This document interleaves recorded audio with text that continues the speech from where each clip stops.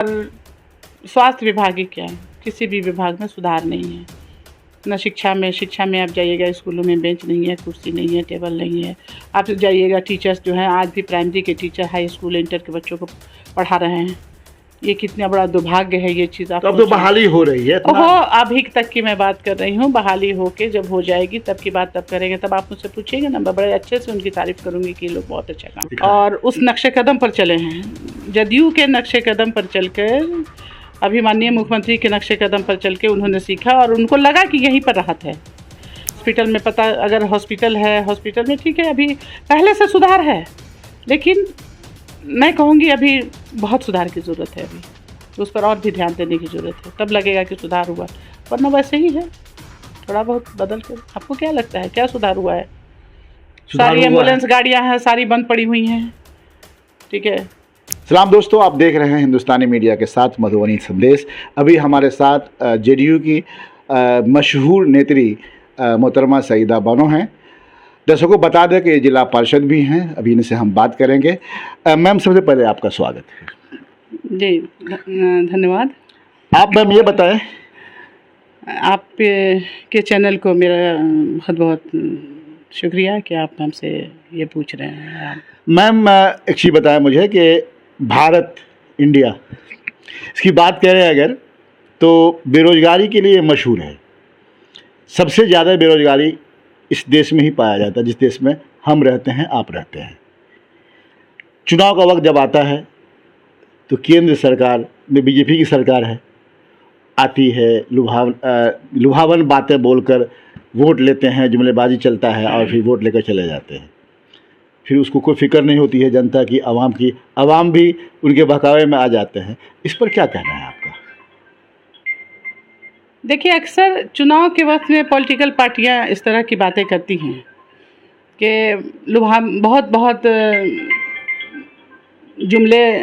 लुभावने जुमले आते हैं लोगों के कि हम ये कर देंगे, वो कर देंगे, लेकिन बाद में ये लोग टाइम फिश होकर रह जाते हैं। लेकिन यहाँ बिहार की बताया, बिहार की बात कीजिए। बिहार में जब 2005 में हमारे अभी माननीय मुख्यमंत्री जो नीतीश कुमार आए थे, जी जी, तो बहुत सादगी से उन्होंने एक अपना बयान दिया था चुनाव से पहले कि अगर हमारी सरकार आई तो 2 लाख लोगों को मैं नौकरी दूंगा, उन्होंने कहा था। किस साल में? 2005 में। मैम, हम काउंटर करेंगे इसका। हाँ, आप जवाब 2005 में बता रही हैं। 2 लाख नौकरी, 2 लाख नौकरी मैं दूंगा, यहाँ वो बोले थे। और ऐसे इशारा करके कहा था लोगों के कि ये जितने सूखे पिच के गाल है सबके गाल लाल कर दूंगा मैं, उन्होंने कहा था। जी जी।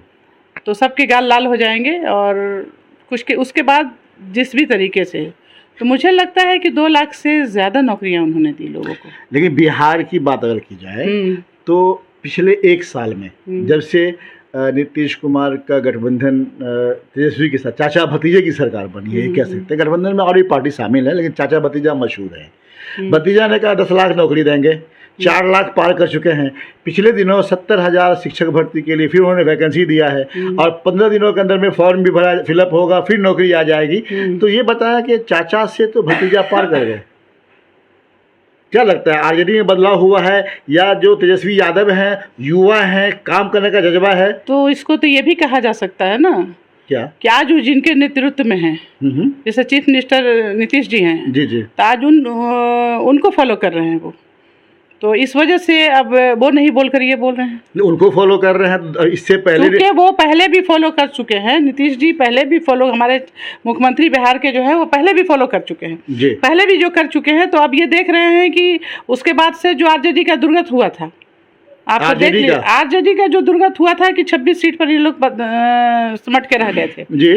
लेकिन उसके बाद जब इन लोगों ने सोचा कि नहीं, अब हम लोग उस नीति पर हम लोग राज नहीं करके अब नीतीश जी के ही नक्शा कदम पर अगर चलें और इस पर राज करेंगे तो हम लोग इसका बेनिफिट ले सकते हैं। ठीक है, आपकी बातों को माने। आपका कहना ये हुआ कि जो तेजस्वी यादव है आरजेडी में के नीति पॉलिसी को बदलकर नए पॉलिसी पे काम कर रहे हैं, वो जदयू के नीति पर आकर काम कर रहे हैं, तो वो सक्सेस। आपकी बात को मान लिया मैंने कि वो नीतीश कुमार के ही पॉलिसी पर चल रहे हैं। तो क्या नीतीश कुमार का गठबंधन बीजेपी के साथ था ना?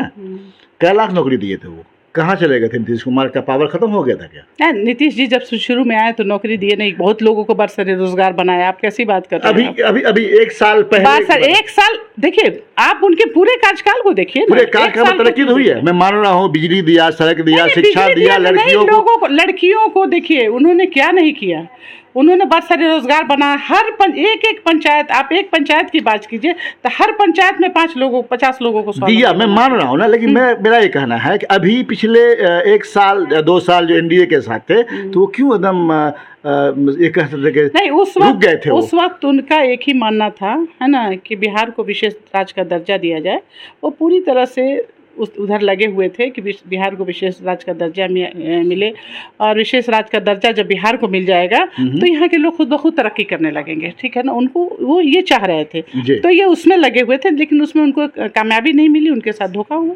अच्छा मैम, एक चीज़ बताना चाहेंगे, चाचा भतीजे की बात है, आप जेडीयू की नेत्री हैं, मशहूर हैं, एक कह सकते हैं कड़ावड़ नेता जिसको बोलते हैं, आप जिला में एक शख्सियत हैं।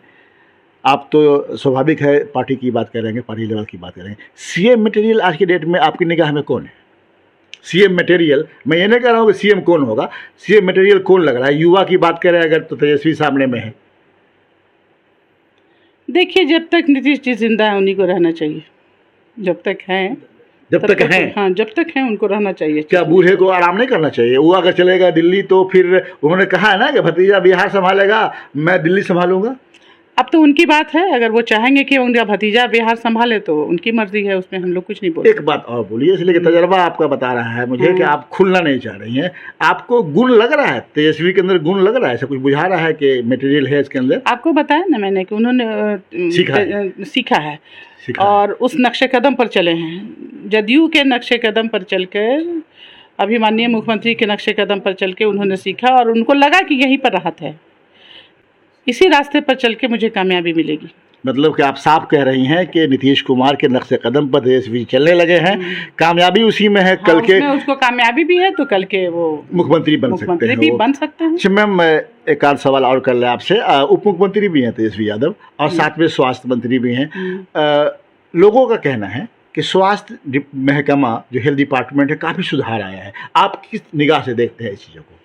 आया है स्वास्थ्य, इसमें विभाग में सुधार हुआ है, इसमें कोई शक नहीं कि सुधार हुआ है, लेकिन अभी बहुत कुछ सुधार बाकी है।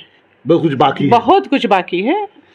कुछ हद तक सुधार हुआ है, लेकिन अभी बहुत सुधार बाकी है। लोगों को देखने में लगता है, जैसे अभी वो गाड़ी जो आई, उसका कुछ नाम था क्या, जो एम्बुलेंस जो गाड़ी थी जो गाँव जाती थी, वो गाड़ियाँ देखिए ठप पड़ी हुई है, उस पर किसी का कोई ध्यान नहीं है, ठीक है ना।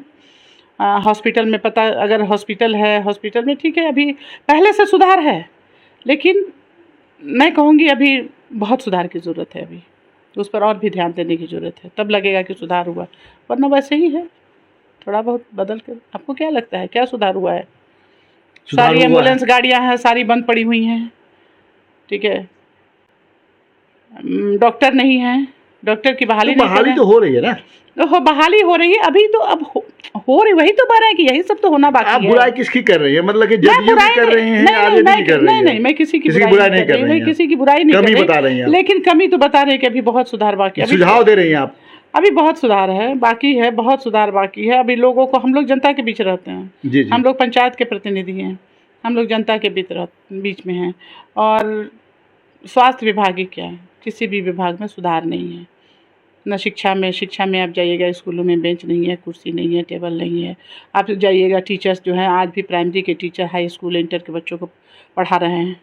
ये कितना बड़ा दुर्भाग्य है ये चीज़। आप अब तो बहाली हो रही है, अभी तक की मैं बात कर रही हूँ। बहाली होके जब हो जाएगी तब की बात तब करेंगे, तब आप मुझसे पूछिएगा ना, मैं बड़े अच्छे से उनकी तारीफ करूंगी कि ये लोग बहुत अच्छा काम। मैं तारीफ करने के लिए मजबूर नहीं करूँगा। नहीं, मजबूर नहीं। अभी आप देखिए ना, अभी देखिए, रही बात, आप किस चीज़ की बात कर रहे हैं? स्वास्थ्य, शिक्षा, कृषि है तो उसमें लोगों को खाद की कालाबाजारी हो रही है, खाद नहीं मिल रहा है, लोगों को समय पर बीज नहीं मिल रहा है। जिम्मेदार इसके लिए नीतीश कुमार, तेजस्वी हैं या जिला भी लोग हैं? आप भी यहाँ की प्रतिनिधि हैं। आपका सवाल जो था मेरे साथ, जी, आपका सब नहीं, हम प्रतिनिधि हैं। प्रतिनिधि हैं। जी जी। तो हम लोगों को अपना पहले जो स्वायत्ता होती है, जो आज़ादी होती थी हम लोग को निर्णय लेने की, वो खत्म वो हम लोग की नहीं है, ख़त्म है। हम लोग को ऊपर से हम लोग को सिर्फ विकास के लिए रखा गया है कि आप लोग वहाँ से जो हमारा जो भी गाइडलाइन आता है आप हमारे गाइडलाइन पर चलेंगे, इसलिए हम लोग कुछ नहीं भी इस पर बोल सकते हैं। लेकिन जो कुछ वहाँ से नियंत्रित होता है पटना से, तो वो हर जगह गड़बड़ी है। अब हर गड़बड़ी जहाँ भी हो इसको देख के चिन्हित करने की बहुत आवश्यकता है, तब लगेगा कि बिहार बदल रहा है। अभी बिहार जहाँ का तहाँ है, रोड बन गए हैं, सड़क बन गई है, बिजली भी लगभग पहले से बहुत ठीक हुई है। जब जो इन्हीं के, क्योंकि आरजेडी के ज़माने से ही बिजली ख़राब थी, उसके पहले बिजली ख़राब नहीं थी, ये आपको मानना पड़ेगा। बिजली को ख़राब किया उन्होंने, रोड को ख़राब किया उन्होंने। आज उसके बाद से फिर जब ये हमारे साथ आ गए, जदयू के साथ आ गए, तो ये तो बना कर दिया सब हमारे मुख्यमंत्री ने। अब जैसे भी वो हमारे मुख्यमंत्री ने बना कर दिया, रोड सही किया, बिजली सही किया, ये तो हमारे नीतीश जी ने किया, ये और किसी की देन नहीं है। ये तो साल 1.5 साल पहले से ही लोग ये साथ आए हैं। ये लग रहा है इनका जो कारनामा है, तो लग रहा है कि कुछ ये अब जो अच्छा सीख चुके हैं, लग रहा है कि कुछ अच्छे हो सकता है। कि अभी नहीं कहा जा सकता, अभी मेरे जैसा लोग नहीं कह सकता कि अच्छे पॉलिटिशियन बनने जा रहे हैं, लेकिन अगर वो इसी राह पर चलते रहें तो अच्छे बन सकते हैं। मैम, आखिरी सवाल आपसे कर लें कि आप मधुबनी जिला में हैं, को देखते हैं आप, बहुत सारे नेता यहाँ के एमपी हैं, कई एमएलए यहाँ के हैं, बीजेपी के कुछ लोग, एक आध एमएलए हैं, नाम मैं नहीं लेना चाहूँगा, ये बहुत बिगड़े बोलते रहते हैं। क्या इन लोगों के कोई कानून नहीं है? देखिए, कानून जो है इनका वही एजेंडा ही वही है। आपको लगता नहीं है कि इनका एजेंडा ही वही है कि जब तक इस तरह की बातें नहीं बोलेंगे ये चुनाव नहीं जीत सकते। ये भड़काऊ बात नहीं बोलेंगे तो ये चुनाव नहीं जीत सकते हैं। इनका हालांकि कुछ बड़े नेताओं ने इनके कोशिश किया है कि अब इस तरह की भाषा को बंद किया जाए, ऐसा नहीं, इनके ऊपर से इन लोगों पर दबाव है। लेकिन अब चूँकि ये लोगों को लगा कि लोगों ने राजनीति में बड़ी तरक्की कर ली, ऊंचाई पार कर ली, पराकाष्ठा पार कर ली, तो इनको लगता है कि हम ऐसा बोलकर हम भी कर सकते हैं।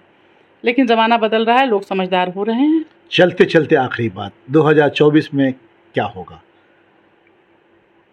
24 के चुनाव में क्या होगा? देखिए, 24 के चुनाव में अब क्या होगा ये तो जनता बताएगी, हम क्या बता सकते हैं। उन लोग आप जदयू की नेत्री हैं, हाँ, जदयू की नेत्री है, ये तो समय बताएगा कि क्या होगा। लेकिन जो होगा अच्छा नहीं होगा।